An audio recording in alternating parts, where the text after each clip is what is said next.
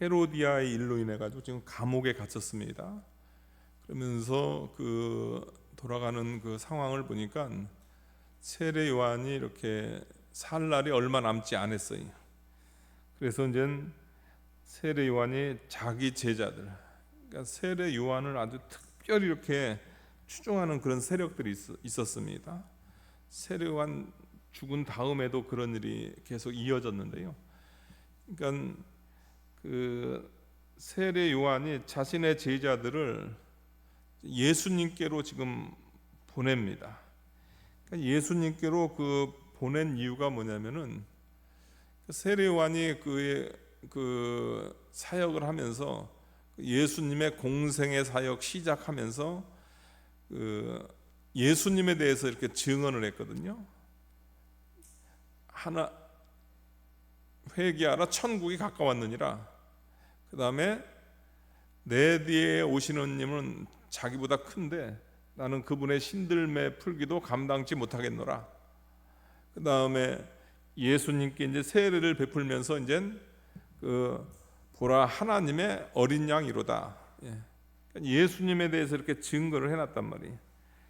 그러니까 그 제자들이 예수님을 알아보고 예수님을 통해서 그들이 은혜를 받아야 되는데 그들이 예수님 자신이 증거한 내용도 세례요한 스승이 증거한 내용도 제대로 파악을 못하고 그 다음에 예수님께 대한 관심도 없는 그 제자들을 향해서 이제 이렇게 놔뒀다가는 이제 지금 살아있을 때도 이렇게 제자들이 예수님에 대한 관심이 없는데 자기가 죽게 되면은 정말로 그냥 다 흩어질 수밖에 없는 그런 안타까운 심정에서 세례 요한이 옥에 있으면서 제자들을 예수님께 보냅니다.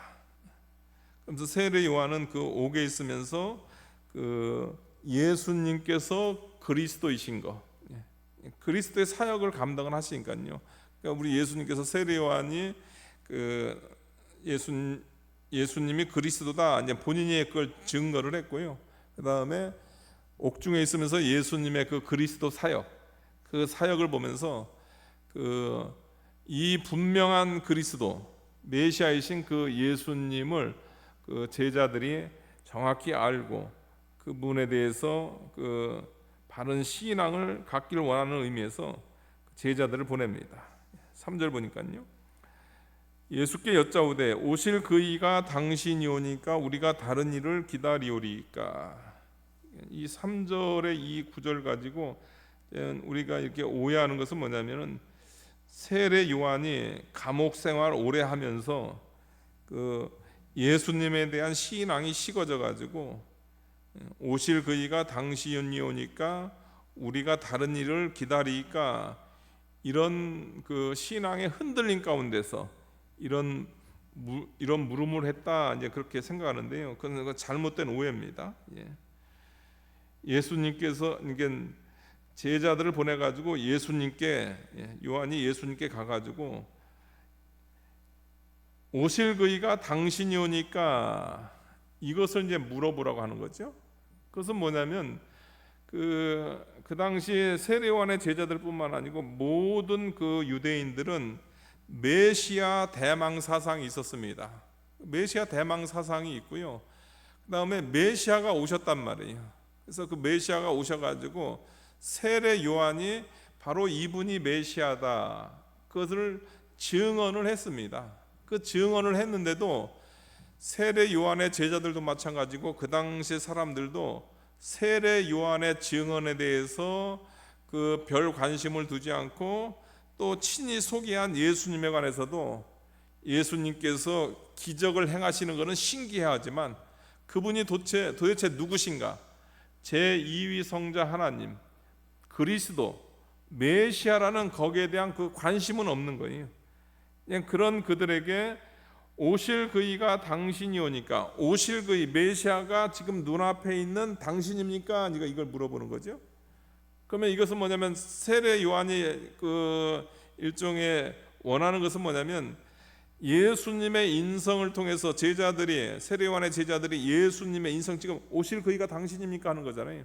그 인성을 통해서 구속을 보기를 원한 거죠. 그러니까 예수님에 대해서 그냥 또 위대한 선지자가 하나 나타났나 보다 그 차원이 아니고 오실 그이잖아요. 메시아란 말이에요. 오실 그이가 지금 눈앞에 있는 당신입니까? 그러니까 그 육신을 통해서, 예수님의 그 육신을 통해서 그들이 구속의 은혜를 받기를, 제자들이 구속의 은혜를 받기를 원하는 의미에서 이런 물음을 하라, 이렇게 이야기를 하는 거죠. 그 다음에 두 번째 물음은 뭐냐면 예수님께 여짜오되 우리가 다른 일을 기다리까. 이것은 그 당시 제자들에 대한 책망이죠. 그 다음에 그 당시 그 유대인들에 대한 책망입니까? 이미 오셨는데, 그 다음에 세례 요한이 증거를 했는데 이분이 메시아다, 오실 그이다 증거를 했는데 세례 요한의 증거에도 관심이 없고 또 예수님께 대한 그 바른 일종의 그분의 육신 가운데서, 일종의 그분의 인성 가운데서 구속의 은혜를 받아야 되는데 그 은혜를 받지 못하는 그들을 향해서 우리가 다른 이들을 기다리까. 오셨는데 기다리는 그들의 그 행동에 대해서 이제 지금 책망을 하는 거죠. 책망 차원에서 이런 물음을 하라, 이렇게 이야기를 하는 겁니다. 4절 보니까요. 예수께서 대답하여 이르시되 너희가 가서 듣고 보는 것을 요한에게 알리되 맹인이 보며 못 걷는 사람이 걸으며 나병 환자가 깨끗함을 받으며 못 듣는 자가 들으며 죽은 자가 살아나며 가난한 자들에게 복음이 전파된다 하라. 예수님께서 가서 세례 요한에게 이거 알려줘라, 이제 그게 아니죠. 세례 요한은 이미 예수님께서 그 메시아이신 거 확증했어요. 확증하고 그 다음에 그 예수님께 예수님을 소개하는 거 아닙니까? 자기의 제자들조차도 자신의 소유로 만들지 않고 예수님께 보내는 거예요. 이 시대 그 잘못된 목회자들 얼마나 많습니까? 그리스도의 왕국을 세우는 게 아니고 자기의 왕국을 세우잖아요. 그런데 세례 요한은 그런 사람이 아니에요. 세례 요한은 자기의 제자들을 예수님께 보내는 거예요. 그 보내면서 이제 그 제자들을 향해서 이제 제자들에게 또 그 당시 사람들에게 우리 예수님께서 그 맹인이 보며 못 걷는 자가 걸으며 나병 환자가 깨끗함을 받으며 못 듣는 자가 들으며 죽은 자가 살아나며 가난한 자에게 복음이 전파된다. 그는 이사야 35장이라든가 61장에 있는 메시아 그리스도의 나라가 임하게 되면 그리스도께서 어떤 이적을 행할 것인가, 거기에 대한 그 내용입니다. 그러니까 예수님께서 이런 일을 행하시는 거 보니까 그리스도의 나라가 왕국이 임했고 그 다음에 그 일을 행하시는 분은 누구냐면 바로 예수님이시라는 거죠. 그분이 메시아라는 거죠. 그러니까 뭐 다른 말 필요 없이 지금 예수님께서 그분의 공생의 사역 가운데서 하시는 그걸 통해서 그분이 그리스도인이신 것을 깨달아라. 세례 요한한테 깨달으라 한 것이 아니고요. 이사야 35장이라든가 61장에 있는 그 일 행하시는 걸 보고 세례 요한의 제자들이라든가 그 당시의 유대인들, 너희들이 바로 예수 그리스도가, 예수님께서 메시아인 것을 너희가 깨달아야 된다. 예수님께서 이렇게 말씀하고 있는 겁니다. 6절 보니까요. 누구든지 나로 말미암아 실족하지 아니하는 자는 복이 있다. 예수님께서 이 말씀을 하신 이유는 뭐냐면요. 그 신앙의 진행을 방해하는 장애가 있는데 우리가 신앙이 이렇게 나아가야 될 거 아닙니까? 신앙이 나아가는 데 있어서 방해되는 그런 장애물이 있단 말이에요. 그것과 싸워야 된다. 이제 그것을 우리 주님께서 말씀하고 있는 거죠. 누구든지 나로 말미암아 실족치 아니하거든. 그러니까 실족하는 그 사람이 문제입니다, 여러분들. 실족하는 그 사람이 문제이기 때문에 실족 안 하려고 자신을 실족해 하는 일에 대해서 계속 투쟁을 해가지고 어떻게 해서든지 예수님이 나의 메시아이신 것, 나의 구세주이신 것을 그것을 세례 요한을 통해서 아니면 예수님의 그 사역을 통해서 그것을 계속 인정을 하고 확증을 하고 그 다음에 그걸 통해서 구속의 은혜를 받아야 되지, 예수님의 그런 무슨 인간적인 거라든가 아니면 예수님을 쫓아가는 그런 존재들이 그 어떤 의미에서 가난한 자들, 유력한 사람들 많이 안 쫓아갔잖아요. 그러니까 예수님을 쫓아가는 세력들이 다 그 가난한 자들이다. 그런 것 때문에 실족해가지고 예수님 따라가지 않는다고 하면 그것만큼 어리석은 게 없다는 거죠. 그러니까 그런 거를 계속 물리치라는 거예요. 예수님을 쫓아가는데 예수님 따라가는 사람들 보고 쫓아갑니까? 부자들 쫓아가면은 아 여기 뭐가 있나 보다 해서 예수님 쫓아갈 거고, 유력한 사람 있으면 아 여기 뭔가 있나 보다. 요즘 가장 큰 문제가 뭐냐면요, 이런 무슨 교회를 부흥시키려고 그 세상의 유명 연예인, 기독교 연예인들을 불러가지고 그 사람이 예수님 믿으면 뭐 자랑스러워요? 그런 식으로 하면 안 된다는 거예요. 그런 식으로 하지 말고 예수님 그분 자체로 만족을 하라는 거예요. 그러니까 그렇게 신앙의 방해가 되는 그런 요소들, 그것을 계속 싸우고 투쟁하면서 실족하지 않으면서 신앙생활 잘해야 된다, 그것을 이야기하고 있습니다. 7절 보니까요, 그들이 떠나며 예수께서 무리에게 요한에 대하여 말씀하시되 너희가 무엇을 보려고 광야에 나갔더냐, 바람에 흔들리는 갈대냐. 그러니까 예수님께서 이제 세례 요한의 제자들이 떠난 다음에 이제 세례 요한에 대해서 칭찬을 합니다. 그러니까 예수님께서 그 당시 무리들에게 세례 요한을 칭찬해요. 그 칭찬하는 이유는 뭐냐면 세례 요한은 너무나 중요한 존재라는 거예요. 근데 그들은 세례 요한을 무시하고 그 다음에 세례 요한이 증언한 그 증언은 너무 중요하다는 거예요. 근데 그 증언에 대한 별로 관심이 없어요. 그러니까 예수님께서 그 이스라엘 백성들 지금 다시 교육을 시키는 거예요. 예수님께서 공생의 사역 처음 시작하실 때 세례 요한을 통해서 예수님이 소개를 받았단 말이에요. 그래서 그 바로 이분이시다, 바로 이분이 그리스도시다, 이렇게 소개를 받았단 말이에요. 그런데 그들이 관심을 두지 않았어요. 그러니까 우리 예수님께서 다시금 세례 요한부터 하는 거예요. 세례 요한이 얼마나 중요한 인물이고 세례 요한이 말한 게 뭐고 그 세례 요한을 통해서 너희가 얻을 교훈이 뭔가, 그것을 이야기를 하는 거죠. 그래서 예수님께서 무리에게 세례 요한에 대해서 말하고 세례 요한을 칭찬하고 세례 요한이 한 그 말을 다시금 기억나게 하는 거죠.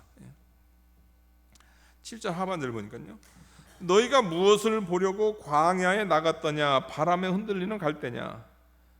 너희가 광야에 나갔단 말이에요. 세례 요한이 이제 광야에서 회개 세례를 전파하니까 광야에 나갔어요. 광야에 나간 목적이 있을 거 아닙니까? 광야에 갈대 보러 나가진 않았을 거 아니에요. 그러면 너희가 무엇을 보려고 나갔더냐, 부드러운 옷 입은 사람이냐, 부드러운 옷을 입은 사람은 왕궁에 있느니라. 너희들 광야에 나간 목적이 뭐냐? 광야에 부드러운 옷 보러 나간 거 아니지 않느냐? 9절을 보니까 그러면 너희가 어찌하여 나갔더냐, 선지자를 보기 위함이더냐. 너희가 광야에 나간 그 목적이 있지 않았느냐. 말라기 이후로 어떻게 되냐면 하나님 말씀, 선지자를 통한 하나님 말씀이 중지가 됐었거든요. 그런데 세례 요한이 등장하면서 이제 선지자를 통한 예언이 시작이 됐단 말이에요. 하나님의 말씀이 선포가 됐단 말이에요. 그래가지고 하나님 말씀에 대해서 굶주리고 하나님의 말씀이 도대체 무언가 들으려고 갔단 말이에요. 그 잘한 거죠. 또 바른 목적을 가지고 나갔습니다. 그 나아가지고 너희가 그 세례 요한을 통해서 너희가 들은 것이 뭐냐? 세례 요한은 어떤 존재냐면 여러분들, 세례 요한은 구약의 어느 선지자보다도 나은 자니라. 여기서 세례 요한이 무슨 다른 구약의 선지자보다 실력이 출중해서 그게 아니에요, 여러분들. 여기서 구약의 다른 선지자보다 나은 것은 시기적으로, 그 다음에 그분이 맡은 임무가 특별하기 때문에 다른 선지자보다 나은 분이다, 이런 표현을 쓴 거죠. 그럼 그 다른 선지자보다 나은, 구약의 다른 선지자보다 특별한 임무를 맡은 그 세례 요한이 그 광야에서 전한 하나님의 그 말씀이 무엇이었냐, 이제 기억해내라는 거죠. 예. 도대체 너희들 광야에 왜 갔느냐? 그걸 곰곰이 기억하니까 뭐 다른 거 얘기하지 않았어요. 예. 그리스도의 나라가 왔다. 그분이 지금 바로 우리 눈앞에 있다. 예. 우리와 같이 서 있다.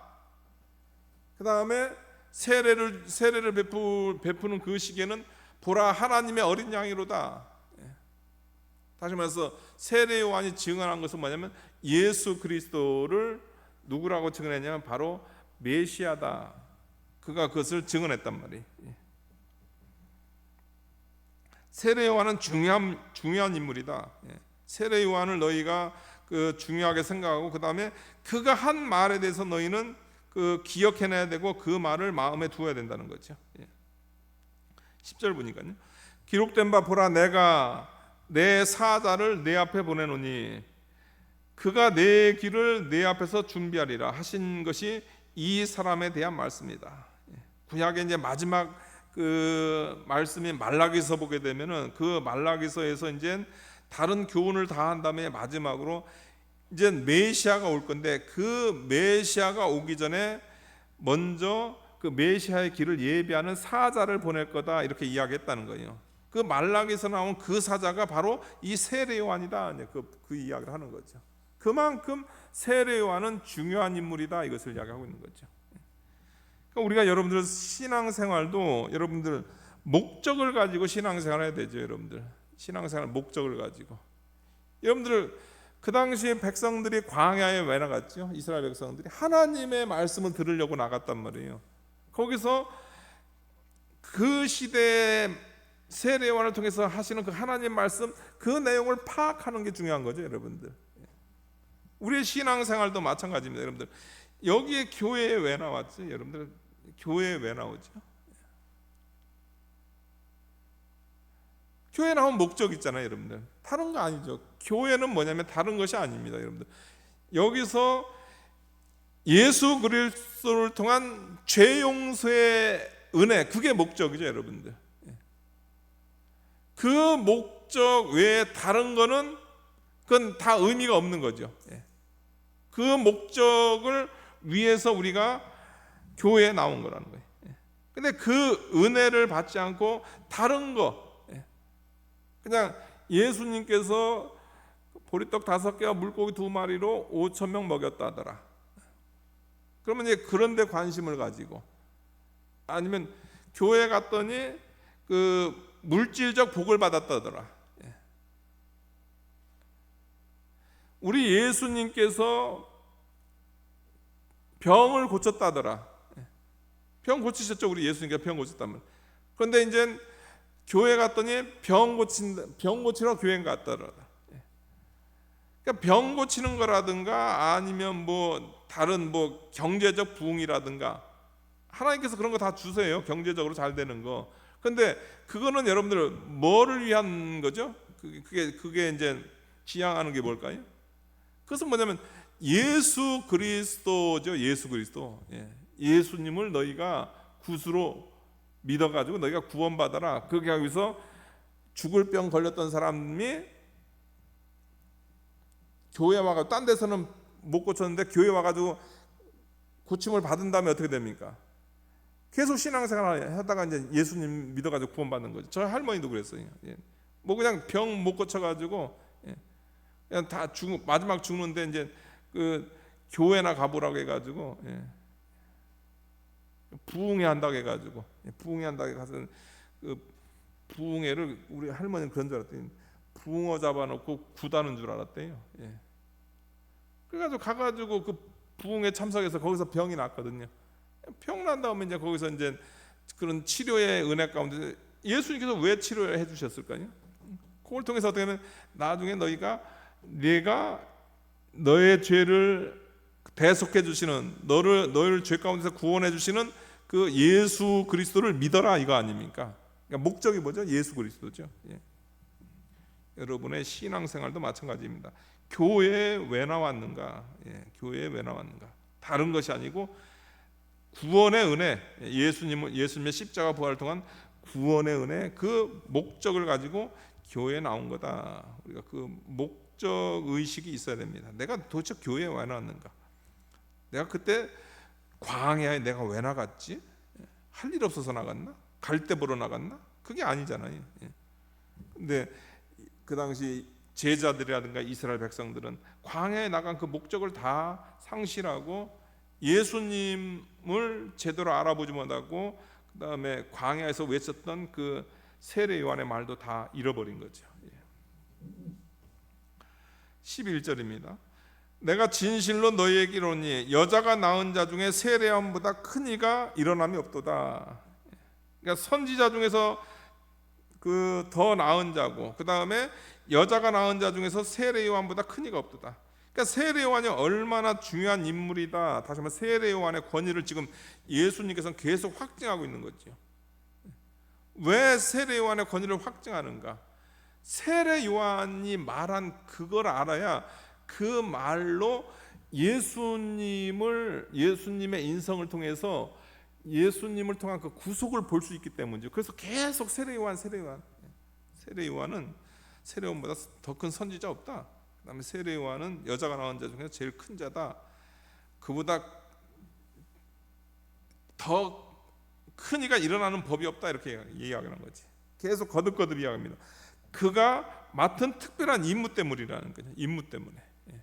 그가 맡은 특별한 임무 때문에 구약의 선지자들보다는 세례 요한이 큰 자죠. 그러면 여러분들 세례 요한보다 더 큰 자가 누구죠? 사도들이죠. 왜 그러냐면은 사도들은 예수님의 십자가 부활을 통해서 그 예수님의 구원 운동을 선포해 나가는 존재들 아니에요.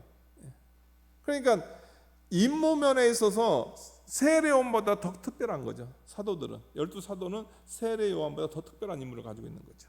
그런 의미에서 이제 세례 요한은 세례 요한보다 큰 이가 일어남이 없도다. 이제 그 말씀을 하고 있는 겁니다.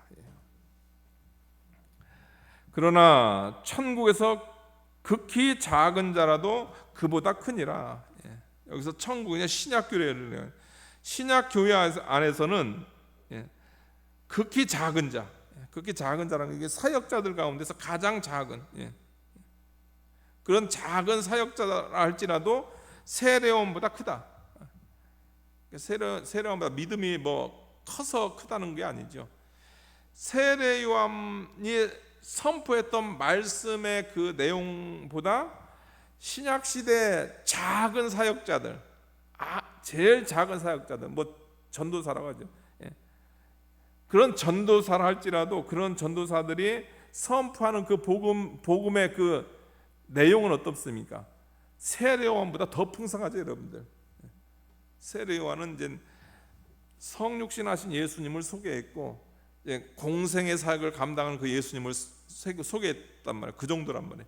신약 시대 그 사역자들은 뭘 하죠, 여러분? 십자가에 못 박히신 예수님, 부활하신 예수님, 승천하신 예수님, 또 오순절 성령을 통해서 역사하시는 그 하나님의 그 은혜, 또 재림하시는 예수님, 뭐 이루 말할 수 없단 말이에요. 그런 의미에서 신약 시대 지극히 작은 전도자의 그 선포는 세례 요한보다 크다, 이런 표현을 쓰신 거죠. 12절입니다. 세례 요한의 때로부터 지금까지 천국은 침노를 당하나니 침노하는 자는 빼앗느니라. 세례 요한의 때부터 지금까지, 그러니까 신약 시대를 이야기하는 거죠. 예수님께서 이 땅에 성육신하시고 성육신하신 예수님을 증거를 했단 말이에요. 세례 요한이요. 성육신하시고 지금은 예수님께서 십자가와 부활을 통해서 구속을 성취하신 그 시기란 말이에요. 이런 시기에 다시 말해서 예수님의 십자가로 역사하고 예수님의 부활로 역사하고 성령으로 역사하고 또 재림에 대한 소망, 이런 걸로 역사를 하는 이 시대에, 여러분들 이 시대에 성령께서 이렇게 강하게 역사하는데 우리의 심령이 냉랭하다. 이거만큼 어떤 면에서 큰 하나님께 배은이 없다, 이것을 이야기하고 있습니다. 여러분들 구약 시대 같은 경우에야 그림자잖아요. 그림자니까 구약 시대 성도들 같은 경우에 저 몰랐는데요, 주님. 그림자여가지고 제가 이게 예수님인지 세례와인지 잘 구분이 안 갔어요. 그렇게 핑계라도 될 수 있어요. 근데 신약 시대는 여러분들 뭐냐면 실체가 오셨단 말이에요. 실체가 오셔가지고 성령께서 예수님의 십자가와 부활, 그것이 저와 여러분의 것이 됐잖아요. 그거 된 사람들이 지금 예수님 믿어가지고 우리가 신앙생활하는 거 아니에요. 그 역사가 내 속에서, 내 성령이 내 안에서 역사를 하는데 차갑다? 있을 수 없는 일이다. 신약 시대는 있을 수 없는 일이다.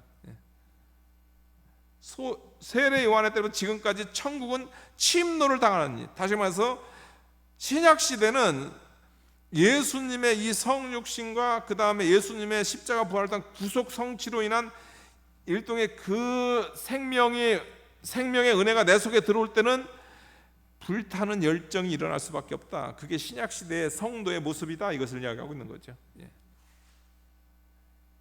그러니까 세례 요한을 통해서 예수님을 소개받았는데 그 당시 성도들이 어땠어요? 여러분들, 그 당시 성도들이 마음이 딴 데가 있었어요.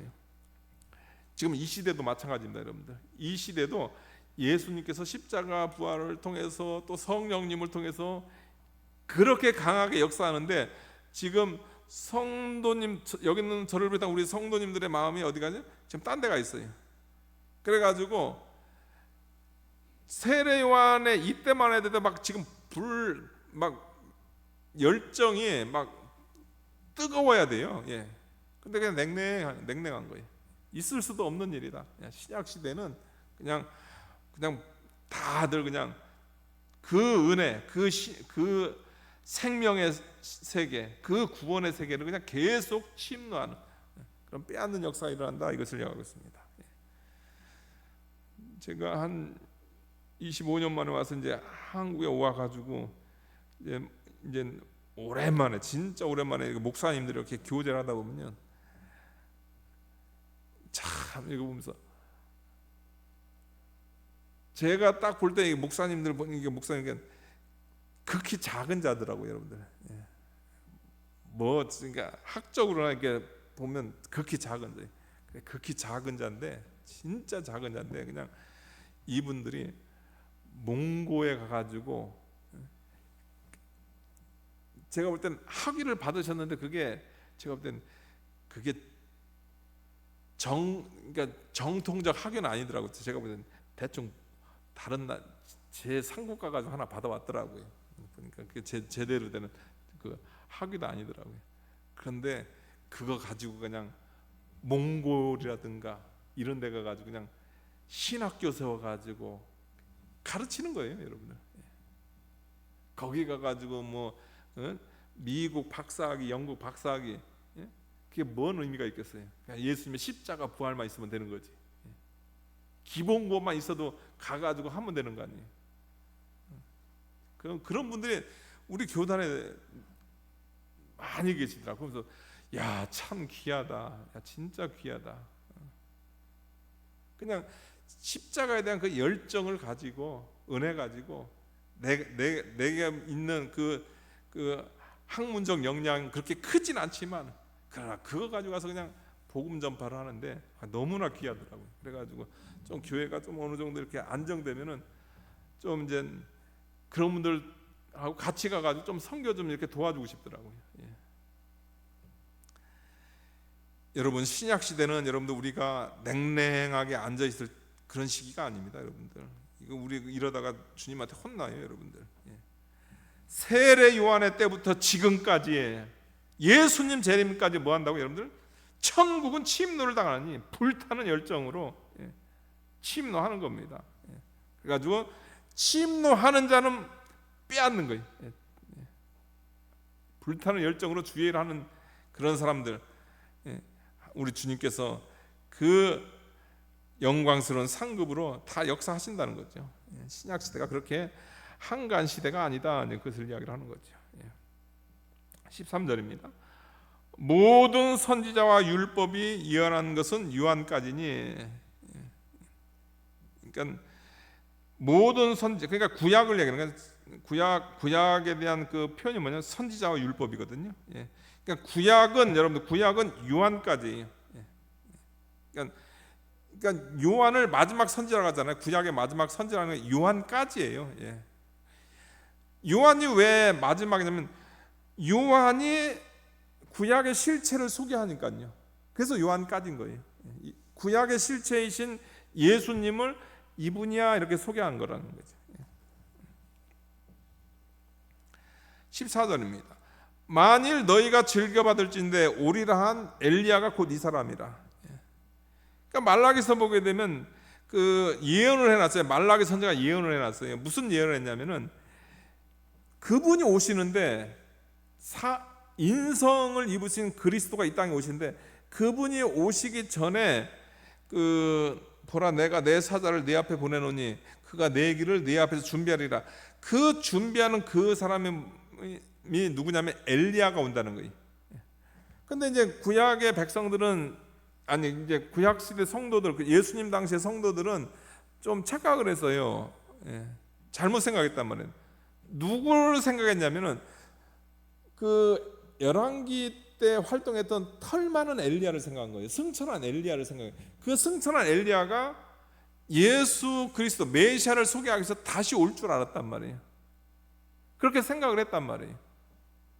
근데 예수님께서 이야기하는 것, 또 말라기 선지자가 이야기한 그 엘리야가 승천해서 올라갔던 그 엘리야가 내려오는 것이 아니고 엘리야의 심정, 또 엘리야의 사역을 하는 그 사역을 감당하는 그 마지막 선지자가 오는데 그 마지막 선지자가 바로 세례 요한이다. 그것을 설명을 하는 거죠. 그 엘리야가 그 열왕기 때 그 엘리야가 아니고 여기서 말한 그 말라기 때 말한 그 엘리야는 곧 이 사람, 세례 요한이야. 귀 있는 자는 들을지어다. 성령을 통해서 그 엘리야가 세례 요한이라는 것을 들을 수 있는 자는 들으고 그거 못 듣는 사람은 뭐 단순하게 여러분들 그냥 못 듣는 것으로 끝나는 게 아니에요. 왜냐면 엘리야가 세례 요한이라는 걸 알고 세례 요한이 전파한 예수님을 그들이 믿고 인식을 해야 그 다음에 누구한테로 간다고요, 여러분들? 예수님께로 가서 그 예수님의 몸에서 그 예수님의 인성에서 거기서 그들이 구속을 보는 거죠. 여러분들 구속은 어디에 있냐면 여러분들 이 땅에 예수님께서 사람의 몸을 입고 온 거기에 구속이 있는 겁니다. 여러분을 구원하는 거, 우리가 인간이잖아요. 우리가 구원을 받는 것은 내 죄 문제를 해결하기 위해서 이 땅에 성육신하신 그분을 볼 때 그 인성을 보면서 거기서 구속을 하는 거예요. 저와 여러분이 여러분들 우리가 구속을 받으려면 저와 여러분을 위해서 십자가에 진짜 달리신 그분, 십자가에서 육체적으로 모든 피를 흘리시고 여러분을 위해서 저와 여러분의 죄를 살이 찢기신 그 육신, 그 인성을 우리가 보고 우리가 그 인성을 믿을 때 거기에 우리의 구원이 있는 겁니다. 우리의 속죄가 있는 겁니다. 그 육신을 보지 않고서는 안 되는 거예요. 그러니까 지금 세례 요한이 가장 안타까워하는 것은 뭐냐면 인성으로 오셨는데 그 인성으로 오신 그분을 지금 세례 요한 빼놓고는 지금 자기 제자들도 모르고 그 당시 사람들이 다 몰라요. 그냥 예수님을 일종의 잘못되게 허비를 하는 거예요. 목적에 맞게 예수님을 자신의 구세주로 받아들였는데 그게 아니고 허비를 해요. 뭘로 하면 병 고치는 예수님, 우리의 경제적 문제 해결해 주는 예수님, 정치적 문제 해결해 주는 예수님, 그렇게 예수님을 일종의 낭비를 하는 거예요.